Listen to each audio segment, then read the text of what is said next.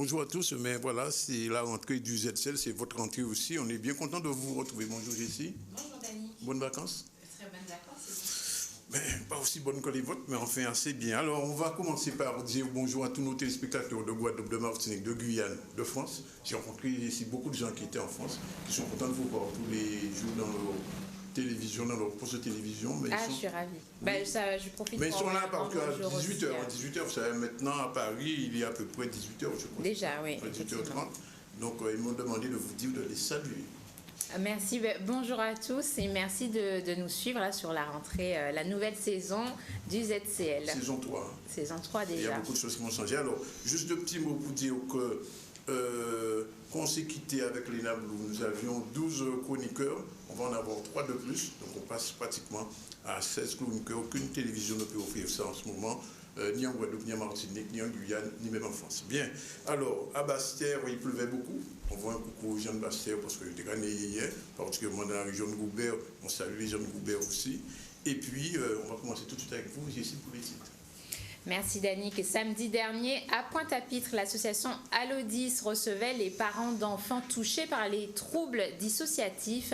Son objectif est d'échanger avec les parents et professionnels de santé sur les personnes dites 10. Et le champion olympique d'épée par équipe est arrivé samedi à l'aéroport Paul Caraïbe. Le champion Yannick Borel vient passer des vacances en famille et rencontrer l'avenir de l'escrime en Guadeloupe. Et enfin, vendredi dernier, Harry Chalus était en visite au lycée du Charmois à Saint-Claude. Une visite qui a permis de constater la mise aux normes de l'établissement avant la rentrée des lycéens. Alors, j'ajoute, Jessie, qu'en ce moment se tient à Basse-Terre une réunion très importante sur la sécurité. Nous aurons tout à l'heure en direct de la préfecture Jean Dorsin de RHT qui va nous dire de quoi il s'agit exactement entre le préfet de la Guadeloupe et Harry Chalus qui veulent se mobiliser sur la sécurité. Mais pour l'instant, on va être un petit peu plus calme avec Léna Blou. Bonjour Léna. Bonjour. Contente de nous retrouver. Très contente, oui. Elle avait fermé les yeux, on la retrouve. Eh oui.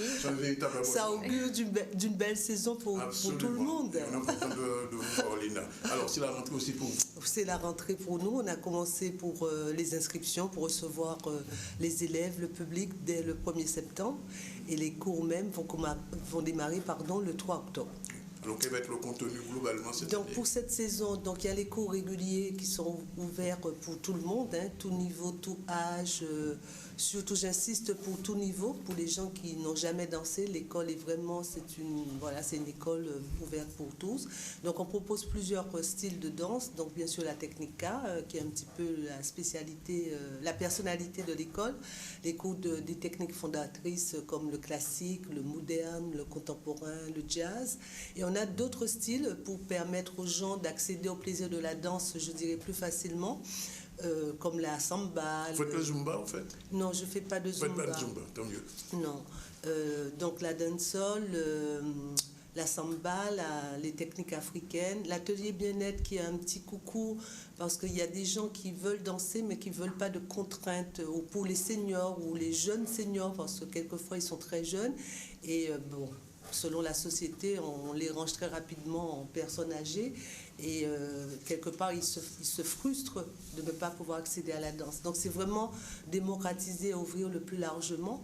Et cette saison sera marquée aussi, donc c'est une école pour tous, mais il y a aussi l'école, c'est un centre de danse et d'études chorégraphiques. Donc, il y a 3 axes, la formation, la recherche et la création. Et donc, tout au long de la saison, il y aura des stages de danse, autant pour des amateurs que pour des professionnels. Et des stages, j'avais déjà fait une première édition, un stage spécifique pour toutes les personnes qui transmettent la danse aux enfants, de la danse gros cas. Donc, c'est un stage pour la pédagogie.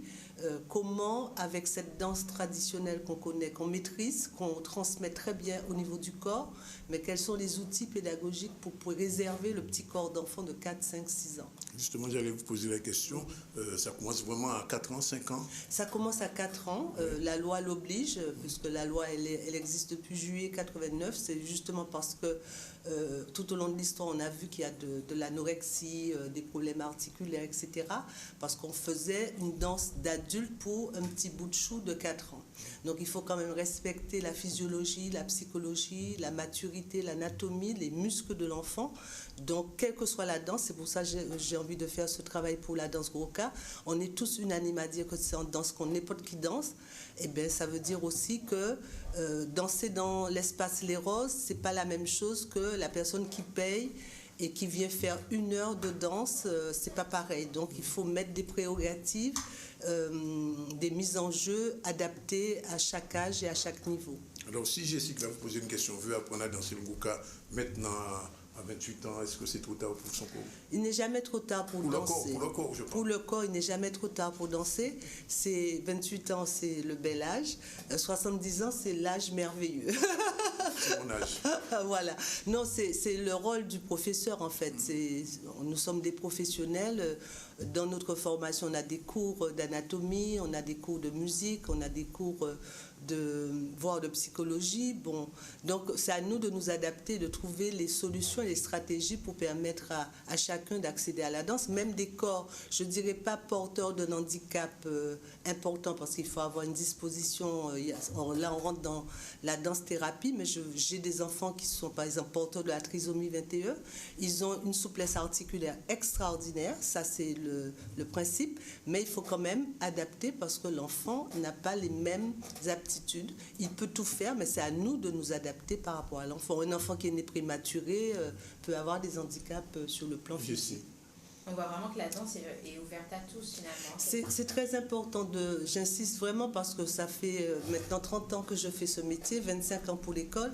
Et c'est vrai que l'art en général, que ce soit la peinture, le théâtre, la musique, quand c'est populiste, je ne dis pas populaire. J'ai compris, j'ai populiste, bien compris. Tout le monde y va. Et puis, quelque part, malgré tout, quels que soient les dispositifs, parce que les institutions, il ne faut pas leur jeter la pierre, ont utilisé toute espèce de moyens. Je prends l'exemple du Festival de théâtre des Abîmes. Ils mettent à disposition un bus quand même. Et c'est gratuit. Oui. Et c'est pas évident que les gens y aillent, quelquefois les gens même du quartier. Il y a du monde, mais on se rend compte, mais on se dit, mais qu'est-ce qu'on doit faire pour permettre aux gens d'accéder à l'art et qu'ils se disent pas, c'est pas pour moi, c'est pour les riches, c'est pour les blancs, c'est pour les intelligents, c'est pour, etc. C'est vraiment un casse-tête chinois pour les artistes et pour les politiques ou les gens qui sont dans l'action culturelle, de trouver des stratégies pour décloisonner, démystifier, dire que c'est possible d'acheter une œuvre d'art. On achète plus facilement un vêtement ou manger, mais on se dit c'est pas pour moi.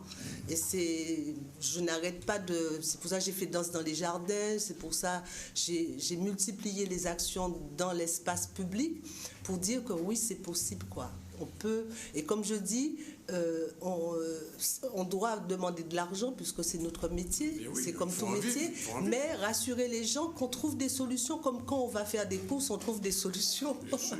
Donc je veux vraiment, la plein quand même. oui, je veux rassurer les gens que la porte est ouverte et que la discussion est possible, l'échange est possible et tout le monde peut danser.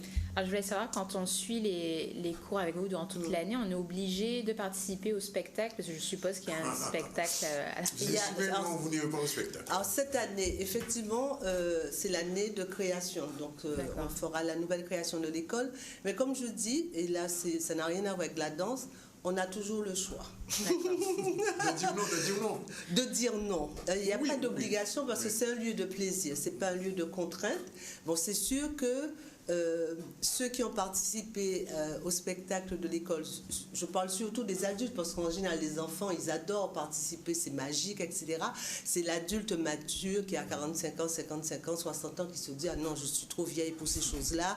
Et puis quand ils font l'expérience, il y a un dépassement, il y a quelque chose qu'ils apprennent d'eux-mêmes et ils se disent j'ai osé faire ça, ça réconcilie avec le corps, ça réconcilie avec le couple, en fait ça va très très loin, quoi. Donc, mais il n'y a pas d'obligation. Et jusqu'à quand on peut s'inscrire?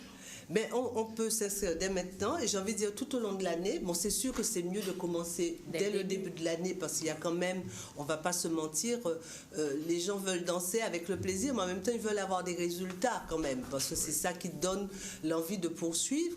Donc il faut quand même faire un petit travail régulier pour qu'on puisse nous apporter des progrès au fur et à mesure. Donc c'est conseillé de commencer dès le plus tôt possible.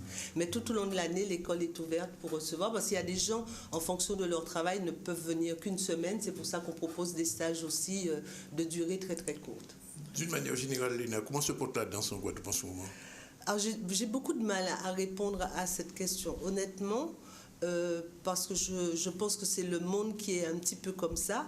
Avec le développement de l'Internet, hein, on peut apprendre tout par Internet. Même le Goka mais il y a des vidéos, il y a des vidéos, on peut apprendre la photo, on peut être réalisateur, en fait. Voilà, donc je pense que tous les métiers sont touchés je ne sais pas comment la danse se porte aujourd'hui. Honnêtement, je sais que ça... Il y a des écoles quand même qui fonctionnent. Les écoles sont là depuis un certain nombre de temps. Il y a quelques autres qui non, mais en dehors de ces écoles pivots qui sont un petit peu centralisées, il y a des écoles qui existent depuis les années 60. Hein, il y a des écoles qui sont là depuis très très très longtemps, qui continuent de faire leur travail avec beaucoup beaucoup de passion et de qualité. Je parle des satellites autour, c'est-à-dire l'art a changé. Hein, on est dans le monde contemporain, on est dans le monde de la rapidité, où les goûts ont changé et les gens veulent tout de suite, et c'est valable pour tous les métiers, c'est même pour les métiers de la santé, tout le monde est touché, l'architecture, tout le monde est touché. Donc il y a un bouillonnement, je dirais, extrême, et surtout au niveau du Goka, c'est impressionnant le nombre de styles, de techniques, d'inventions, de concepts, en tout genre.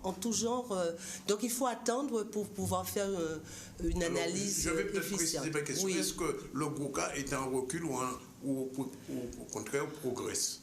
C'est-à-dire dans le public, chez les Guadeloupéens. La pratique, je parle de la pratique. Oui, bien sûr. On ne peut pas nier que le Goka a beaucoup progressé parce qu'il y a de plus en plus d'espace où les gens peuvent accéder à la danse Goka et pour tous les styles, quoi. Donc il y a des cours de Goka, bon, je dirais pratiquement académiques, ces écoles de danse traditionnelle où on vient apprendre à se formater à la danse Goka. Il y a dans l'espace le coup de tambour, il y a le haka, il y a les groupes à peau. Il y a les groupes à peau. Dans les groupes de carnaval, il y a des cours de Goka. Même dans les écoles académiques, il y a des cours de Goka. Donc il y a vraiment une... Et dans à l'école primaire, secondaire, est-ce qu'on... Mais oui, bien sûr, parce que ça oui, c'est le principe. Bon, ça c'est au niveau du gouvernement qui a mis ça en place depuis un certain nombre de temps, de faire intégrer l'art dans l'école. Donc les enfants peuvent apprendre à danser le Goka ou d'autres danses au sein de l'école, dès le plus jeune âge d'ailleurs. Il y a des projets pédagogiques pour ça.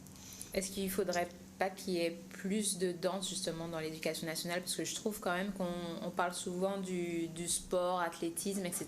Mais peut-être qu'on ne met pas assez le point sur la pratique de la danse. C'est-à-dire, la différence avec le sport, c'est qu'un enfant qui est doué pour le sport, il y a quand même une unité comme le CREPS, où il peut faire déjà sport-études. C'est-à-dire... On ne peut pas faire encore Goka-études. Pour l'instant, on va dire danse. Danse, on ne peut pas encore faire danse-études. Oui. Je sais qu'au niveau du collège Carnot, il y a eu, alors je ne sais pas si ça aboutit, pour que dès le primaire, le collège, qu'on puisse, un peu comme en France, hein, comme au conservatoire, où l'enfant est à l'école, par exemple, le matin, et à danse l'après-midi. Donc je crois que c'est ce qui manque pour vraiment...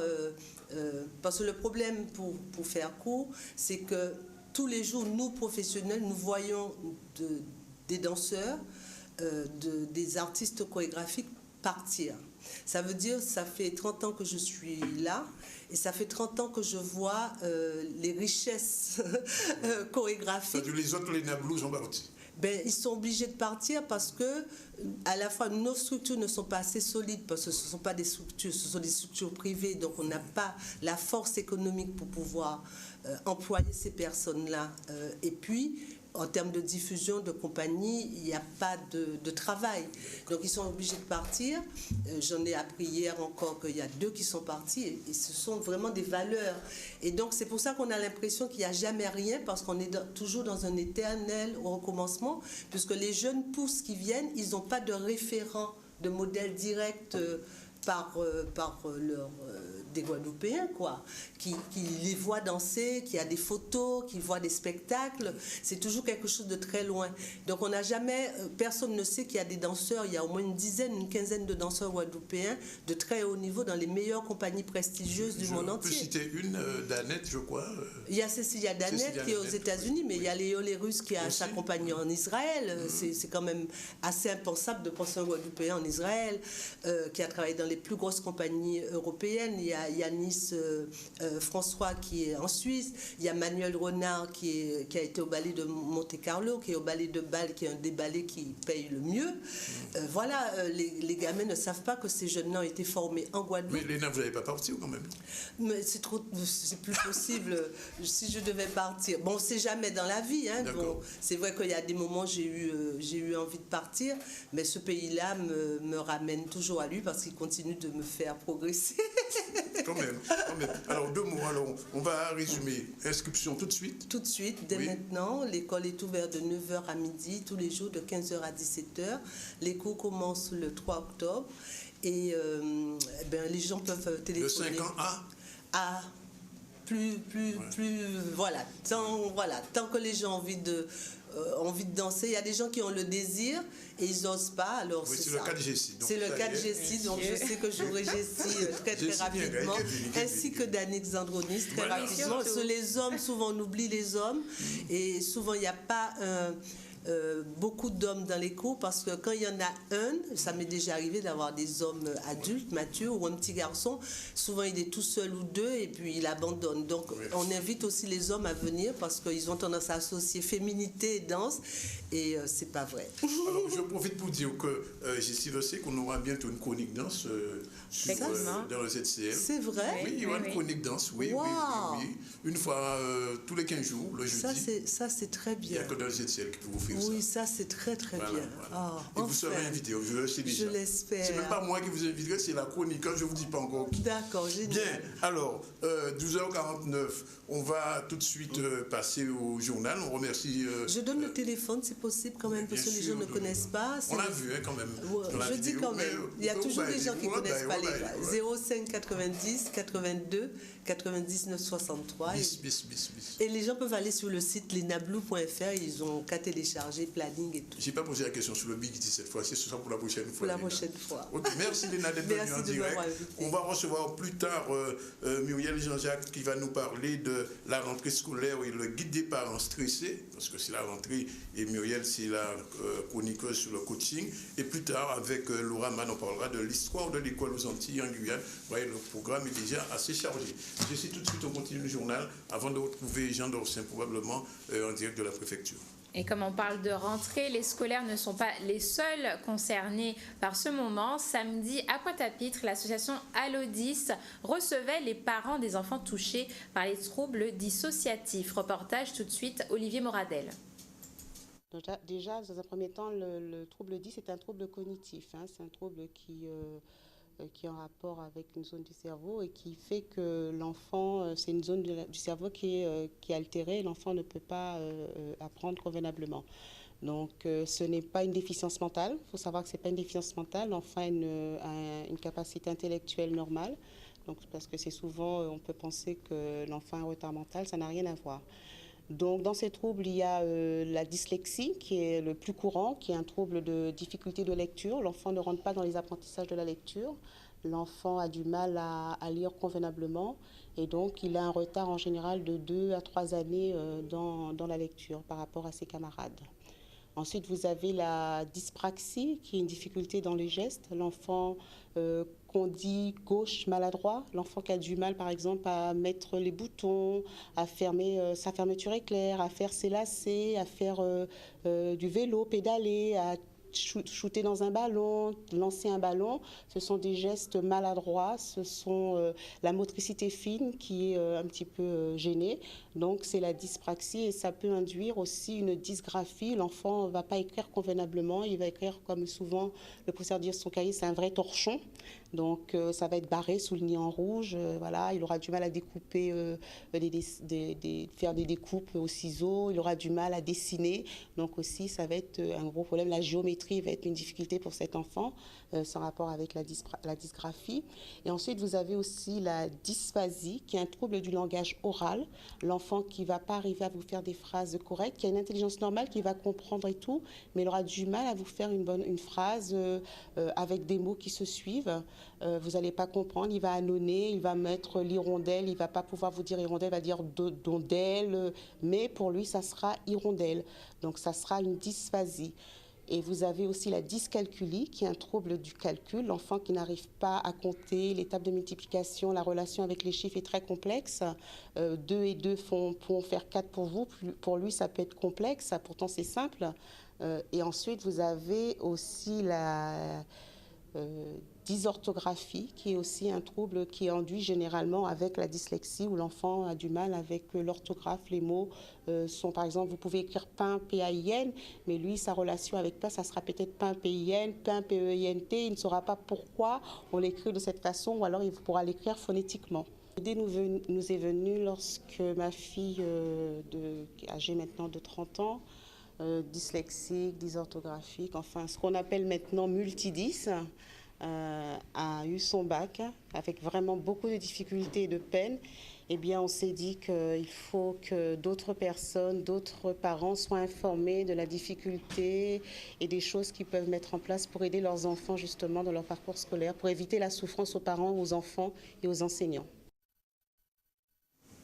Yannick Borel est de retour sur le sol guadeloupéen. On rappelle que Yannick a obtenu le titre de champion olympique d'épée par équipe lors des derniers Jeux à Rio. Les Guadeloupéens étaient présents pour l'accueillir samedi dernier à l'aéroport Paul Caraïbe. Tout de suite, le reportage de Michel Terrasse.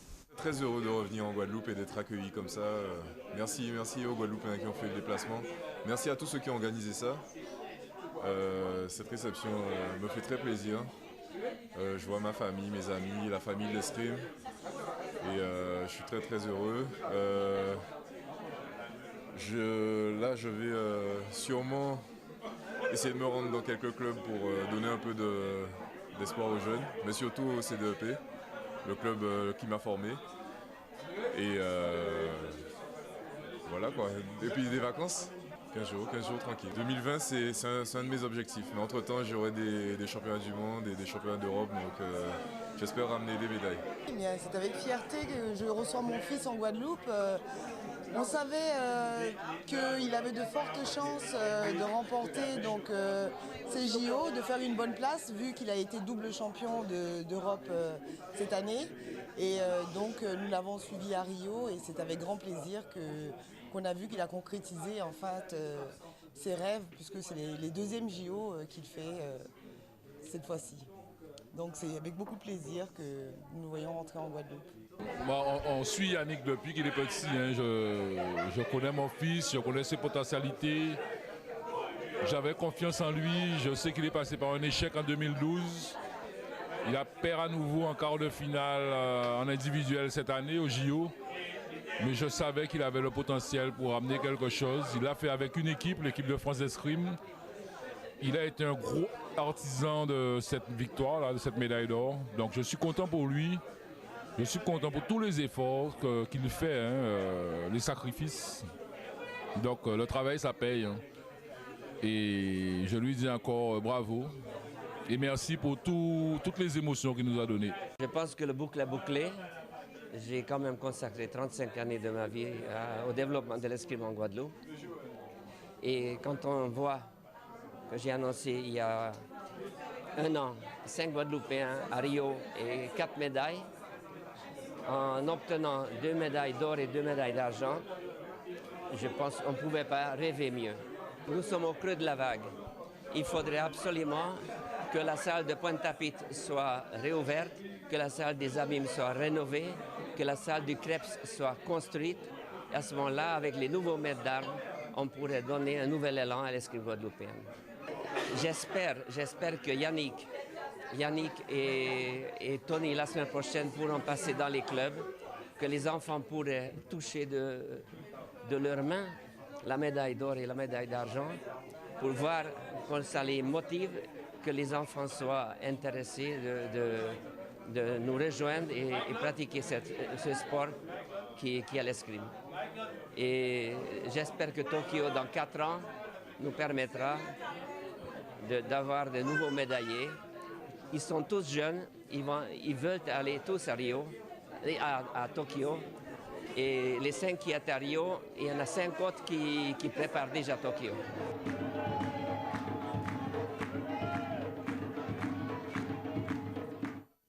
Voilà, il est 12h57, ça va être l'heure de la pub. Mais avant, je vous rappelle que tout à l'heure, on va parler du stress des parents face à la rentrée. Muriel Jean-Jacques est déjà là. Et puis après, on parlera aussi de l'histoire de l'école aux Antilles-Guyane, mais ce sera plus tard avec Laura Mann. Pour l'heure, c'est la pub. On remercie Jessie qu'on va retrouver tout à l'heure pour la suite du journal et notre correspondante Bastère qui nous appelle déjà. C'est tout à l'heure.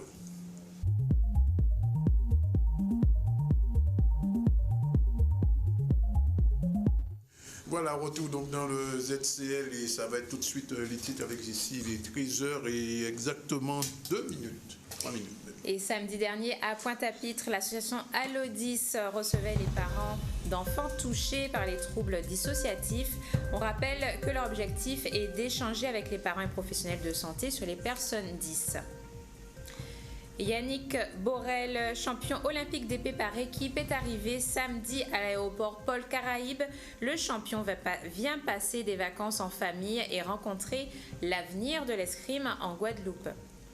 Et vendredi dernier, Harry Chalus était en visite au lycée du Charmois à Saint-Claude, une visite qui a permis de constater la mise aux normes de l'établissement avant la rentrée des lycéens. Et Dani, qu'on poursuit, oui, je crois, avec Bastère. On va partir vers Bastère où on va rencontrer Jean Dorsin. Jean Dorsin, est-ce que vous êtes là? Oui, Danick. Jean Dorsin était ce matin à une réunion qui se tenait à la préfecture ou à la région finalement? À la région, Danick, cette réunion qui vient de se terminer entre le préfet de région Jacques Billan et le président de l'exécutif régional Harry Chalus, accompagné de Marilus Panchard, vice-présidente de la région. Ce trio se sont rencontrés pour discuter sur cette problématique épineuse qu'est la sécurité publique en Guadeloupe, cette montée de la délinquance. Que faut-il faire?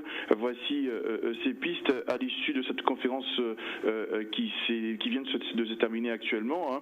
Le président de région a avancé certaines idées. Pourquoi pas la prolongation des emplois à venir qui pourraient venir apporter un plus, se tourner plus vers les associations qui vont jouer un rôle prépondérant pour faire remonter les informations. Et la région se battra pour avoir bien sûr l'agrément pour le service civique, ces emplois qui seront financés à 100% pour l'État. Le président de région Harry Chalus compte sur bien sûr ces idées pour pouvoir être des forces de proposition pour travailler en collaboration avec les services de gendarmerie et de la police nationale.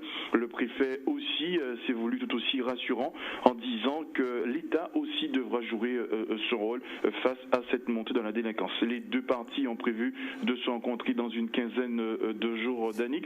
Dans l'après-midi, le préfet devrait rencontrer la présidente du conseil départemental ici à Bastère pour faire aussi le point et l'ensemble des parties. Jean Dorsin, est-ce qu'il est prévu une manifestation? Pour l'instant, on peut dire qu'il est prévu une manifestation le 15, dans une quinzaine de jours, avec l'ensemble des maires de la Guadeloupe, les parlementaires, pour entériner de vraies décisions. Bien. Jean Dorsin, on vous remercie. Vous étiez donc en direct de Bastère pour RHT et ZCL. Voilà. On continue avec Jessie, tout de suite. Et on poursuit, Danick, avec le président de la région Guadeloupe, Harry Chalus, qui était en visite vendredi au lycée professionnel du Charmois à Saint-Claude. 233 452 € ont été investis dans cet établissement. C'est donc un lycée aux normes qui a accueilli près de 500 élèves vendredi dernier. Reportage Charlie Dagonia. Nous sommes sur une politique sur la durée, effectivement. Il y a un accompagnement régional très fort sur le lycée de Ducharmois et les lycées en général, mais le lycée de Ducharmois en particulier. Nous en avions fort besoin d'ailleurs. Vous avez compris en arrivant ici que nous avons travaillé la visibilité de l'établissement. Dans la communication non verbale, nous avons eu la possibilité de revoir un petit peu le relooking de l'établissement qui permet à tout un chacun d'avoir envie d'y être. Et puis après, nous avons travaillé sur le fond, à savoir les équipements. Les formations sont tout le temps renouvelées. Les formations sont exigeantes, surtout au lycée professionnel. Ça demande bien entendu un équipement de qualité. Et cet équipement-là, nous sommes en train de pourvoir aux besoins des élèves avec, bien entendu, les fonds qui sont donnés par la collectivité de tutelle. Enfin oui, pérenniser, mais c'est plus de 233 000 euros. 200 000 euros, c'est la dotation de l'école. Mais si on regarde le gardiennage, toute la vidéosurveillance, protection qu'on veut mettre par la suite, ça avoisine près de 500 000 euros. Mais c'est pour tous les lycées et aujourd'hui, comme nous l'avons fait dans d'autres lycées, nous passons rencontrer les proviseurs. Comme je l'avais promis, nous ferons tous les lycées. Ça prendra du temps quand il y en a 24. Je sais que Mme Bonogalas et M. Bardaï ont fait déjà une bonne quinzaine de lycées. Mais ce qui est important pour moi aujourd'hui, c'est de voir la satisfaction, je le dis, des proviseurs sur ce que nous avons fait pendant ces 2 mois. Nous avons dû booster les entreprises. Mme Bondo était dans le lycée tous les jours avec M. Bardaï. Ils ont fait un travail remarquable et aujourd'hui, c'est la satisfaction des proviseurs, c'est ce qui m'intéresse. Et comme je viens de le dire aussi, nous avons parlé de cette histoire de dotation en matière d'ordinateurs que nous avons arrêté. Nous avons dû maintenir que 1700 ordinateurs qui seront dispatchés en fonction des situations sociales, comportements, mais avec les proviseurs. Ce n'est pas pour faire de l'économie. Ce que nous voulons, c'est que cette somme qui était dépensée pour les ordinateurs, parce que beaucoup de jeunes ont 2, 3, 4 ordinateurs et n'en ont pas besoin, ce n'est pas la peine de donner. Pour donner, je préfère mettre en place des projets pédagogiques sur les langues, vraiment l'anglais, car il n'est pas normal qu'en Guadeloupe, plus de Guadeloupéens ne parlent pas l'anglais. Nous le ferons avec les lycées, peut-être avec des associations aussi, car je veux vraiment instaurer la langue pour nos jeunes, car si on veut réussir à l'extérieur aujourd'hui, il faut au moins parler l'anglais. Et on rappelle que cette année, le montant global des travaux engagés dans les lycées de la Guadeloupe s'élève à 2 519 150 €. 13h09, on ne va pas quitter le domaine scolaire puisqu'on va recevoir Muriel. Bonjour. Bonjour Danick. Muriel, c'est le coaching de la réussite. Et on est en entrée scolaire. Et il paraît que les parents sont stressés quelquefois. Et bien sûr, les parents sont stressés. Là, c'est vraiment l'actualité, c'est la rentrée.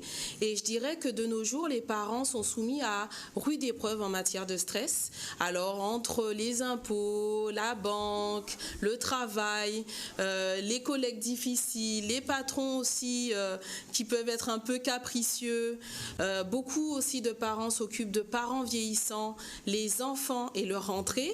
Alors, le stress est énorme pour les parents. Donc aujourd'hui... C'est le stress de l'école qui s'ajoute au reste. C'est ça. Le stress de l'école s'ajoute au reste. Donc c'est pour ça qu'aujourd'hui, je trouvais que c'était pertinent de pouvoir parler du stress des parents. On parle souvent des enfants et les parents sont souvent oubliés, oui. Alors que c'est primordial aussi qu'un parent soit zen pour la rentrée et puis pour les semaines à venir. Quels sont les défis majeurs ? Alors les défis majeurs pour les parents, bien évidemment, ça a commencé déjà avec les fournitures scolaires, donc l'achat, les queues incessantes à la caisse pour pouvoir acheter les fournitures, mais également qui coûtent de plus en plus cher. Et puis c'est même pas juste ça, c'est que parfois certains s'y prennent à la dernière minute.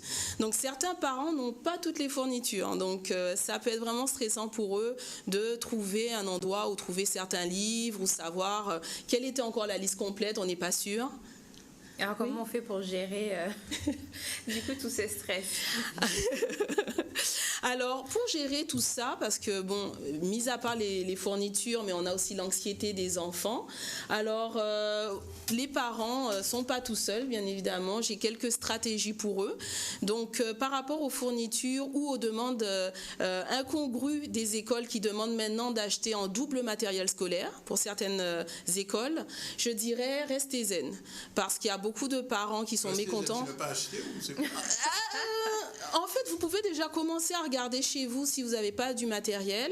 Regardez aussi sur les réseaux sociaux, comme sur des sites comme Guada Connexion. Il y a beaucoup de parents qui commencent à échanger et partager aussi des anciens livres ou du matériel ou des astuces. Également, vous pouvez regarder avec vos familles, le voisinage, pour pouvoir échanger. Parce qu'avant, au niveau des écoles, on fournissait le matériel scolaire. Puis maintenant, c'est plus le cas. Et au contraire, ils nous demandent de fournir en double. Alors aussi pour les parents, parce que c'est sûr que c'est onéreux à la rentrée, il y a aussi des charges, il y a beaucoup de choses à payer, dont les activités extrascolaires. Ne vous arrachez pas la tête, enfin les yeux de la tête en tout cas, et puis faites avec vos moyens. Faites avec vos moyens, échangez avec aussi d'autres parents. Puis également, outre tout ce qui a trait aux fournitures scolaires, il y a également l'anxiété des enfants. C'est ça, justement. Voilà, parce que les enfants deviennent capricieux, ils sont excités, ils ont du nouveau matériel, c'est une nouvelle école, ils ne savent pas comment ça va être, de nouveaux camarades, donc ils vous rendent fous à la maison. Donc au départ, on garde son calme. Au début, on garde son calme, mais à la fin, la moutarde, elle monte, elle monte, elle monte. Alors, comment faire également? Stratégie pour les parents, je dirais que commencez un petit peu à parler aux enfants. Donc, n'exigez pas de vous asseoir et de leur dire « tu vas faire ci, tu vas faire ça ». Ils ne vont pas vous écouter et vous aurez l'effet inverse. Choisissez un temps où vous pratiquez une activité ludique, vous vous promenez, vous allez faire quelque chose avec vos enfants pour leur parler sans forcément les regarder droit dans les yeux, pas de contact direct, mais comme ça va enlever un petit peu la pression, leur expliquer comment ça va se passer la rentrée, que c'est sûr qu'il va y avoir des réajustements au niveau de la routine, du sommeil, etc., mais qu'ils n'aient pas peur parce que vous êtes là pour ça, pour être là à leur écoute. Ça va, c'est pour les petits-enfants, ça? Ça, c'est pour les petits-enfants. Pour les plus grands... Les gamins qui sont en troisième. Alors, pour les gamins en troisième, ça va être aussi du stress parce qu'on va leur demander de mettre de côté la PS4, n'est-ce pas, la Nintendo. Donc, ils ne seront pas contents. Voilà. Pokémon pour certains. Alors, je ne sais pas si on trouve des Pokémon en Guadeloupe, mais en tout cas, oui, on en trouve. Il n'y a pas encore de mob, en tout cas, en Guadeloupe. Mais toujours est-il que là, j'ai commencé à avoir des jeunes étudiants. Ils n'étaient pas contents parce qu'on leur a dit de mettre de côté la PS4. Donc, ils voulaient un peu se venger. Alors là, également, c'est bon d'en discuter avec eux, leur dire peut-être pendant le week-end, ils pourront en profiter un petit peu plus. Mais pendant la semaine, pour pouvoir aussi avoir le nombre d'heures de sommeil, leur permettre aussi de se reposer, même s'ils n'ont pas l'impression qu'il le faut. Ça va leur permettre d'être moins stressants, moins capricieux et aussi d'être préparés pour l'école. Justement, est-ce que c'est pas bien de commencer avant la rentrée idéalement, rythme, en fait. Voilà, idéalement, ça serait bien de commencer 2 semaines avant la rentrée, mais souvent on n'a pas l'information avant. Le ZCL a commencé qu'aujourd'hui, désolé. Donc, on commencera en septembre. Donc pour les parents qui sont pas prêts, alors je vous dirais, c'est pas la fin des haricots. Vous avez encore le temps de vous ajuster. Vous pouvez voir aussi au niveau du travail si vous pouvez avoir des horaires un petit peu plus flexibles, parce que là vous allez avoir les embouteillages. Aujourd'hui, on a eu énormément de pluie, donc ça va être aussi difficile pour le trafic. Donc peut-être en discuter au travail pour avoir des horaires un petit peu aménagés pour commencer un petit peu cette rentrée. Puis je dirais, dernier point aussi que je voulais traiter, c'est la routine, effectivement. Alors, qu'est-ce que c'est cette routine scolaire? Alors la routine scolaire, c'est-à-dire que lorsque vous êtes en vacances, vous êtes les orteils en éventail, vous allez à la plage, on a un peu de temps libre, mais arrivé à la rentrée, il y a les activités extrascolaires qui vont commencer, on a l'école bien évidemment. Par contre, les parents ils continuent toujours à aller au travail. Donc par rapport à ça, ils doivent ajuster leurs horaires. Il faut prévoir aussi le matin, il peut y avoir des gros drames pour le petit déjeuner, s'habiller, non je veux pas ce vêtement parce que c'est pas mode. Donc également les parents ils deviennent fous. Alors c'est pour ça que je leur demande de préparer le maximum de choses la veille. Donc ça va leur permettre justement au matin de ne pas être pris de court, que ce soit au niveau vestimentaire mais aussi au niveau de leurs horaires.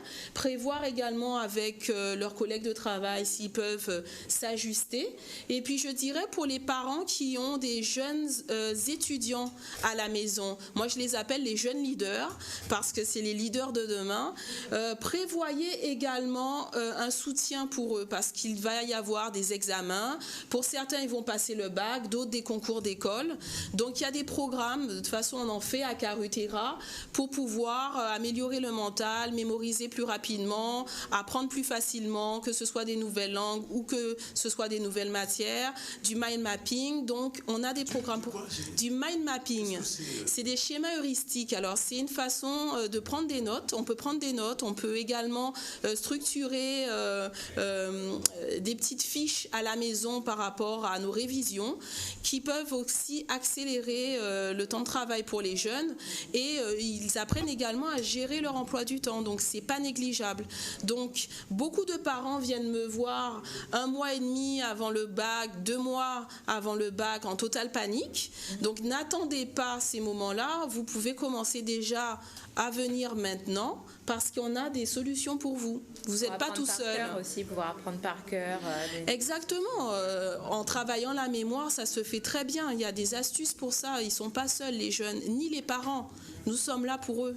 Alors justement, il y a un numéro de téléphone que vous n'avez pas donné aujourd'hui, Muriel. Ah oui, c'est sûr. Alors là, et un prénom. Ah oui, il y a Rosie que vous pouvez appeler au 0590 47 30 19. Vous pouvez également aller au www.zcl.tv pour trouver les informations concernant ma rubrique et le centre Carutera. Voilà, ben, elle a tout dit, c'est super.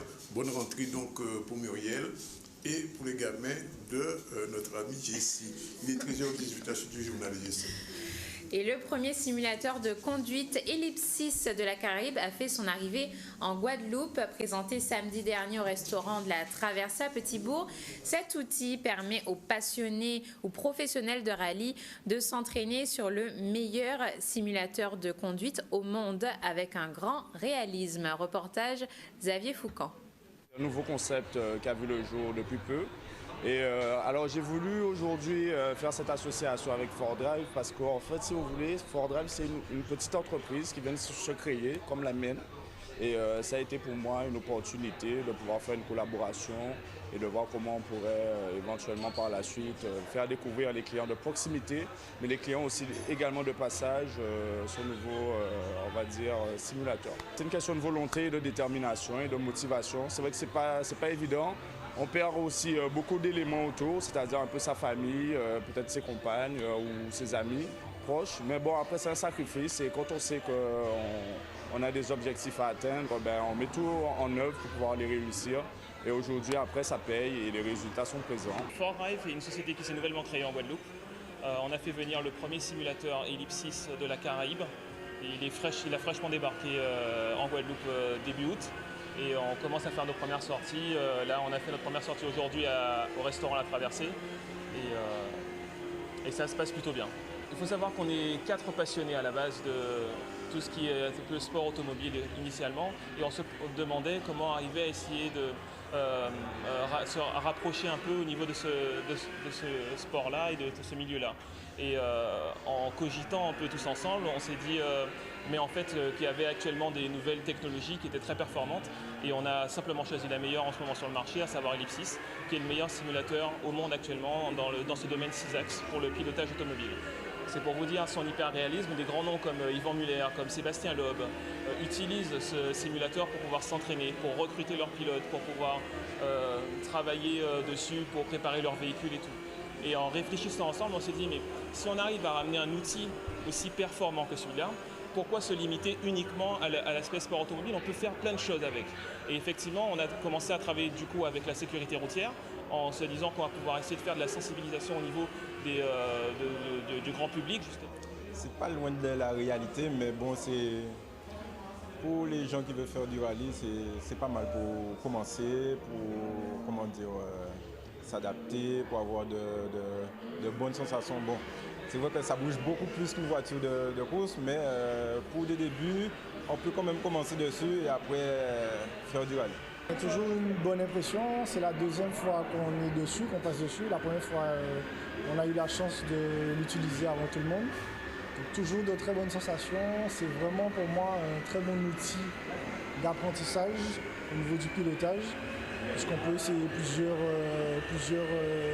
terrains. Donc c'est vraiment une très bonne expérience. J'encourage tous les jeunes à venir essayer les simulateurs, puisque c'est déjà une très bonne expérience qui se rapproche pour moi de vraiment la réalité.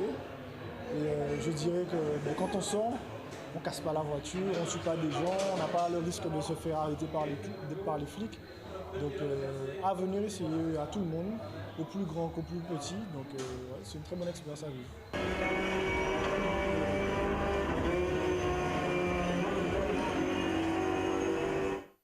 Et il est 13h22, on se retrouve juste après la pub pour la suite du ZCL.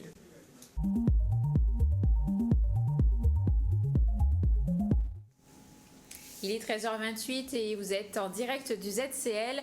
On reprend avec le journal. Et côté sport, l'Arsenal Club de Petit-Bourg a terminé son année à la 10e place au général. L'équipe est plus que motivée pour repartir sur leur 3e saison en division d'honneur. Reportage Richard Etienne, Michel Terrasse. L'Arsenal de Petit-Bourg a connu des fortunes diverses au cours de la saison 2015-2016. Pas mieux qu'une 10e place au général, aux portes de la relégation. Une situation très éprouvante que les joueurs ne veulent pas vivre à nouveau. Donc ma 4e saison déjà c'est déjà beaucoup, on fait faire beaucoup mieux que l'année dernière parce qu'en fait on reste sur une mauvaise note. On s'est quand même sauvé sur les dernières journées. Mais là en fait on va relever la tête et repartir sur une saison bien meilleure que celle de l'an passé.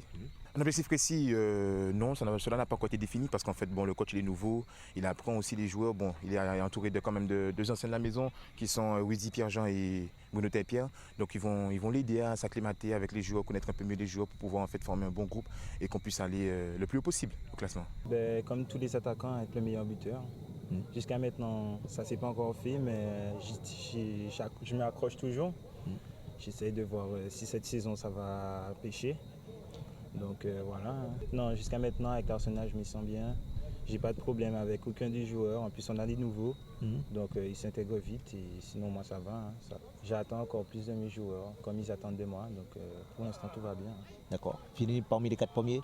Finir parmi les 4 premiers. Même les 3 s'il le faut. J'ai choisi l'Arsenal parce qu'il y avait monsieur, j'ai eu Valdimon qui me voulait déjà pendant 4 ans quand il était à la Gauloise et j'ai pas pu y aller. Donc quand il m'a appelé, j'ai pas hésité à venir parce que bon, je sais que c'est un bon entraîneur et j'ai voulu collaborer avec lui. Ils m'ont très bien accueilli, je connaissais déjà certains joueurs, mais ça se passe très bien. En plus nous sommes que des jeunes, ils ont beaucoup de qualités comme je les ai dit, c'est le travail qui paie, même si ça fait mal, on va aller, mais c'est rien qu'en se faisant mal qu'on peut réussir. L'objectif déjà d'abord c'est le maintien et après on va voir si on vise plus haut. Oui, c'est une équipe de couple parce que on est à plusieurs du même quartier. Dans le bout, il y a Beauvis, donc c'est comme une famille quoi. Il y a des joueurs, il y a toujours eu des joueurs de capacité et là on a eu un petit peu de renfort. J'ai vu parce que quand je suis parti, il y a des joueurs qui n'étaient pas là, il y a au moins 5 ou 6. Donc je pense qu'on peut faire une belle saison cette année-ci. Arrivé à la tête de l'encadrement technique du club, Jean-Yves Valdimon s'offre un nouveau challenge. Fort de son expérience avec la JVF et la Gauloise, c'est un homme convaincu de son potentiel qu'il dépose sa valise. Oui, donc l'Arsenal, nouveau club, nouveau challenge. Il s'est avéré que bon, à la Gauloise, après 3 saisons, il me fallait peut-être souffler, de me reposer aussi parce que on dépense beaucoup d'énergie dans cette affaire. Et puis après, bon, l'Arsenal, il y a eu ce contact et qui a fait que ça m'a bien plu. C'est vrai qu'il y a un peu de route pour venir jusqu'à Petit-Bourg, mais bon, ça reste quand même un club qui est prestigieux, l'Arsenal, de par son histoire. Et puis moi, ce qui m'a beaucoup plu aussi, c'est beaucoup de joueurs sont issus du club, ont été formés au club. Et je crois que ça aussi, c'est pas mal. Et surtout cet esprit de clocher, cet esprit d'amour, de la défense de sa commune. Ça m'a beaucoup plu et je crois qu'on va voir ce que ça va donner. Il sera aidé par Bruno Pierre pour les gardiens et Wizy Pierre-Jean. Oui, effectivement, nouveau challenge. J'espère que cette année, les joueurs vont se rendre compte qu'il faut travailler pour avoir des résultats. On a bien commencé à travailler, ça fait la 3e semaine qu'on travaille. Je pense que les gars, ils sont sérieux. Donc je sais que c'est le travail qui paye. Donc à partir du moment qu'on travaille, on a des joueurs quand même de qualité. On n'a pas des stars, mais on a des joueurs de qualité. Donc s'ils travaillent, je pense qu'il y aura des résultats au bout. L'Arsenal qui repart pour une 3e saison en division d'honneur avec des ambitions clairement affichées. Voilà, il est 13h32 dans ce ZCL de rentrée scolaire, de rentrée de ZCL. Et nous allons accueillir, comme chaque mois, Laura Mann, bonjour. Bonjour Danick. Laura qui est l'auteur de cet ouvrage indispensable dans vos bibliothèques, l'histoire des Antilles Guyane, 360 dates, c'est ça? 365 dates, c'est ça, Carré d'édition. Et aujourd'hui, Laura, vous avez choisi, bien évidemment, de nous parler de l'histoire de l'école aux Antilles et en Guyane. Ça commence comment? Ça commence de façon assez timide. C'est vrai qu'aujourd'hui, il est évident que l'école est obligatoire et accessible à tous. Mais autrefois, c'était assez inégalitaire puisque l'éducation incombait aux institutions religieuses. Donc on peut parler par exemple de celle des frères Plormel à compter de 1840 ou encore de celle du pensionnat de Versailles qui accueillait les jeunes filles de bonne famille, en tout cas aisées, blanches. Et il fallait être catholique, exactement. Et que les parents ne soient pas divorcés non plus. On me l'a dit. Voilà, possible. Alors, quels sont les principaux artisans de cette scolarisation aux Antilles et Guyane? Alors, aux Antilles et en Guyane, on peut parler dès le XVIIIe siècle de l'effort qu'a fait Madame Paillet, plus connue sous le nom de Susanna Bomba, qui était une négresse libre du fait d'une union avec un colon. Et elle a, par testament, fait... légué, voilà, en fait, des sommes pour l'éducation des filles et des garçons. Et donc, ça commence depuis l'époque d'avant l'abolition de l'esclavage, en fait. Voilà, il y a eu des efforts, et puis il faut se dire aussi qu'il y avait des précepteurs. Et puis, s'agissant de la Guadeloupe et de la Martinique, alors il y a deux principaux artisans. Marie Surard, qui... dès les années 1880, du fait... 1848 à peu près. Non, 1880, fin 19e. On est vraiment en fait fin 19e, puisque on a deux artisans principaux qui sont nés en 1845 et 1848. Oui. Donc Marie Surard va permettre la création du Collège national en 1880. Et qui deviendra plus tard le fameux lycée Schellcher, qui sera transféré ensuite sur Fort-de-France. Alors, Urard, comme son collègue... qui porte le nom d'une rue très célèbre en Guadeloupe. Alexandre Isaac, pour la Guadeloupe, a beaucoup œuvré pour l'installation, pour la création de postes d'instituteurs et la création d'écoles primaires. Et aussi Alexandre Isaac. Et voilà, donc Alexandre Isaac a fait en sorte que le lycée Carnot, en fait, qu'on connaît aujourd'hui, soit ouvert. Donc il a... 1883. En 1883, voilà, exactement, le 1er septembre 1883, donc des élèves pouvaient faire leur rentrée à Pointe-à-Pitre. Donc voilà, c'est un établissement qui est quand même vieux, ce lycée Carnot, mine de rien. Voilà, donc qui porte le nom de Carnot en fait en hommage au président Sadi Carnot qui a été assassiné. Et donc ça depuis 1895, et on peut s'étonner des années plus tard en fait qu'il porte encore en fait ce nom-là. Mais n'empêche, il y a un collège aux Abîmes qui porte le nom d'Alexandre Isaac. C'est quelqu'un qui a beaucoup fait en fait pour les Antilles et qui a été élu sénateur et qui a été reconnu en fait par ses pairs. Mais avant cette période-là, j'avais juste une question. L'école était payante avant 1983 Alors, l'école était payante de par la loi. C'est la loi Ferry, une des lois Ferry qui l'a rendue gratuite. D'accord. Alors, sinon, il faut le dire aussi qu'Alexandre Isaac a été élu sénateur en Guadeloupe. Oui. En 1885, et je le sais. Et ce que je voulais qu'on dise, c'est, Laura, c'est ce journal qu'il accueille. Il accueille un journal. Oui, alors les deux, hein, Marius Hurard, comme c'est pour ça que je le disais qu'ils ont beaucoup de points communs, en fait, ces deux hommes, Marius Hurard et Alexandre Isaac. Ils étaient tous les deux directeurs d'organes de presse. Ils étaient tous les deux juristes et parlementaires. Oui. Et singulièrement, en fait, il est intéressant de souligner que Alexandre Isaac a été à la tête d'un journal qui s'appelait La Liberté coloniale. Oui. Et pour lui, ça passait absolument par l'instruction public. C'est à cette condition d'instruction en fait, qu'on pourrait atteindre l'émancipation complète du peuple noir. Alors c'est le premier lycée de la Guadeloupe finalement, ce lycée Carnot, qui a formé pratiquement toute l'intelligentsia de Pointe-à-Pitre et même de la Guadeloupe. Alors le contenu des enseignements à cette époque, qu'est-ce qu'on apprend quoi à l'époque? À l'époque, fin du 19e et du 20e jusqu'à... récemment, hein, on a appris que les ancêtres des petits Guadeloupéens, des petits Martiniquais et Guyanais étaient Gaulois. Oui, Gaulois, cheveux blonds, yeux bleus. Tu vois la ressemblance d'ailleurs, Dan. Oui, absolument. Vous ne voyez pas que mes yeux sont bleus? Exactement. Bon, j'ai la moustache. Bon, alors. Donc voilà, donc c'est un homme qui s'appelait Ernest Lavis qui a contribué en fait à la divulgation en fait de cette idée. Parce qu'il fallait pour lui, fallait qu'on parle de la France, parce qu'il disait, en fait, c'était noté sur tous les manuels Lavis, que la France, il disait déjà la France à l'époque, que la nature, en fait, l'avait faite belle et que l'histoire l'avait faite grande.